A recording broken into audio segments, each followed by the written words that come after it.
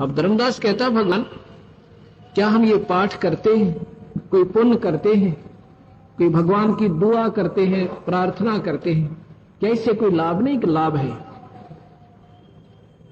लाभ है लेकिन नहीं भी है। कैसे? जैसे खेत को संवार दिया हल से या ट्रैक्टर से, उसकी खूब संवार दिया उसको, और फिर संवार दे, फिर बा दे उसको, फिर बावे, फिर ट्रैक्टर चला दे उसमें, और ये के लाभ? जो उसमें बीज बोया नहीं, यदि उसमें बीज नहीं बोया तो बार बार उसके बाने से संवारने से कोई लाभ नहीं। पाठ, आरती, धर्म, दुआ। दुआ माने प्रार्थना।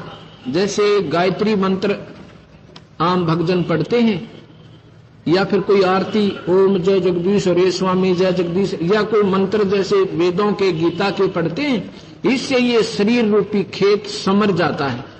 धार्मिक शास्त्र पढ़ने तक संतों के सत्संग सुनने से ये संवर जाएगा, और जो इसमें बीज नहीं बोया तो व्यर्थ जाएगा। पाठ, आरती, धर्म, दुआ से क्या कोई लाभ नहीं है? कितना है?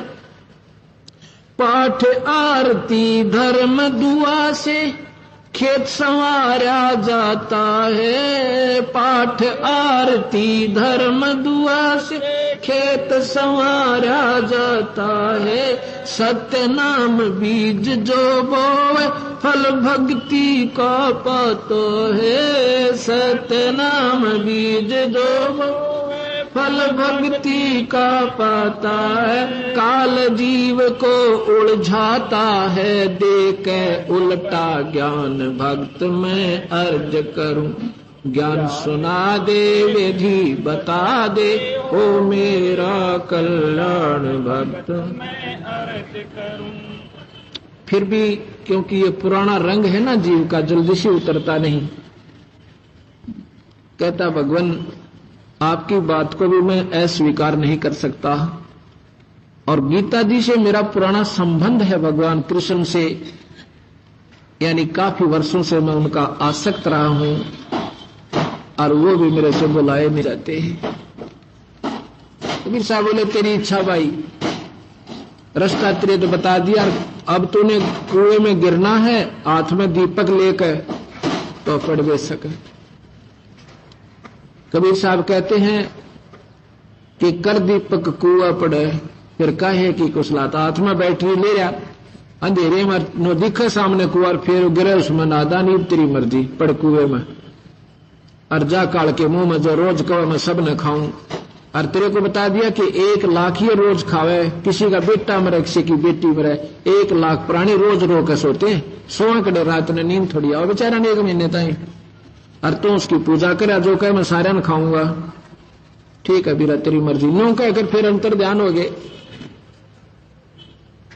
इतना तो उसके मन में समा गया कि बिल्कुल सही बात बताई भगवान ने, परमात्मा थे ये। और अब उसके बाद ना तो उसकी कोई तीर्थ यात्रा में रुचि रही, ना राम और कृष्ण में रही, क्योंकि गीता जी में लिखा कि अर्जुन जब तुझे उस पूर्ण परमात्मा का ज्ञान हो जाएगा, तेरी आस्था हमारे में, ब्रह्मा विष्णु महेश में और मेरे में ऐसे रह जाएगी जैसे बड़े तालाब का प्राप्त हो जाने पर, बड़े जलाशय की प्राप्ति हो जाने पर और छोटी सी तलैया में रह जाती है।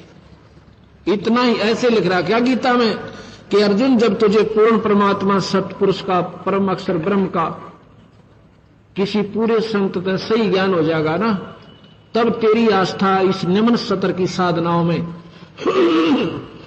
ऐसे रह जाएगी जैसे बड़े जलाशय के प्राप्त हो जाने पर और छोटी सी तलैया में रह जाती है। ऐसी धर्मदास की आस्था बनेगी कि ना तो नहीं तो ये ब्रह्मा विष्णु महेश की साधना व्यर्थ, क्योंकि गीता में लिख रखा, गीता में ऐसे लिखा 14वें अध्याय के 18वें श्लोक में कि अर्जुन ब्रह्मा का उपासक यानी रजोगुण उपासक वो क्या होगा, कोई संत भी उसने बना लिया, मान लीजिए साधक ने, वो कहां जाएगा? वो ना स्वर्ग जाएगा, उसको एकाध मनुष्य शरीर मिल जाएगा और अपनी पूंजी को समाप्त करके फिर 84 में चला जाएगा। और भगवान विष्णु यानी सतोगुण की साधना करने वाला साधक उसमें स्वर्ग जाएगा, उसके बाद फिर 84 में आ जाएगा। ये साधना अच्छी नहीं, और तमोगुण उपासक सीधा नरक में जाएगा, यानी शिव उपासक। तो ये बात तो वो समझता था कि लिख तो ऐसा ही रखा है, पर ये मन पापी अभी भी आठ अड़ास बना ही रहा था। जब सामने से साहिब नजर नहीं आए, इतनी बुरी तरह रो रहा है जैसे निर्धन आदमी की खेती लुट जाया करे। और वहां से रोने लगा था, ना वृंदावन गया ना बरसाने में गया। बरसाने में क्यों जाते हैं साधक? कहते हैं कि बरसाने की राधा थी, और वहां क्या कहते हैं बरसाने के लोग, भगवान कृष्ण का नाम नहीं लेते, ना वो जय कृष्ण कहते, ना कृष्ण कृष्ण कहते, ना राम राम कहते, वो कहते हैं राधे राधे। एक दूसरे से मिलते हैं ना, जैसे कोई हम सत साहिब कहते हैं, अन्य राम राम कहते हैं, वहां ऐसे नहीं कहते, वो कहते हैं राधे राधे। कोई मिलेगा ना, चाचा राधे राधे, वो कहेगा बेटा राधे राधे। वो राम राम नहीं कहते। क्यों नहीं कहते? क्योंकि कहते हैं कि बरसाने की राधा थी और वो भगवान कृष्ण से मिलवा देगी हमने। और क्या महिमा गाते हैं, राधे राधे श्याम मिला दे, राधे राधे श्याम मिला दे। न्यों क्या करें, वह राधे बेचारी रो पीट के कभी दर्शन कर पाती थी भगवान के। उस समय राधा को गुंडी कहा करते थे, गंदी औरत मानते थे कि वो बिना समय में भगवान से मिलने यानी एक अहीर से मिलने जाती है। उसके जाने के बाद जो पता चला कि वो तो वास्तव में भगवान थे, और वो तो पवित्र आत्मा थी, राधा भगवान की भक्त आत्मा थी। अब कहते हैं राधे राधे श्याम मिला दे, और जब उसको गंदी कहा करते थे। तो बरसाना भी नहीं गए वो, धर्मदास बरसाना में नहीं गए, वापस चल पड़ते हैं। आ जाते हैं कहां? अपने बांधवगढ़ में, रो रो के रुधन मचा रहे हैं। तो उसमें क्या कहते हैं, जब वापस आ जाते हैं, उसकी धर्मपत्नी ने सोचा, आमनी नाम था उस माई का, उसने सोचा कि भगत जी तो बहुत जल्दी वापस आ गए, ये तो कभी 6 महीने में वापस आने की कहकर गए थे, क्योंकि सभी तीर्थों की यात्रा लगभग 6 महीने में उस समय पूर्ण हुआ करती थी, क्योंकि एक पैदल चलते थे और वर्ष भर भी लग जाए तो कोई ज्यादा नहीं था। तो उसने सोचा कि भगत जी रो रहे हैं, क्योंकि धर्मदास मथुरा से रोने लगा था, और कहां तक रोता आया, बांधवगढ़ तक। उसकी पत्नी कहती है कि क्या बात होगी भगत जी, क्यों रो रहे हो? अब बोल नहीं सक रहा, बोला नहीं जा रहा उससे, धर्मदास से बोला नहीं जा रहा।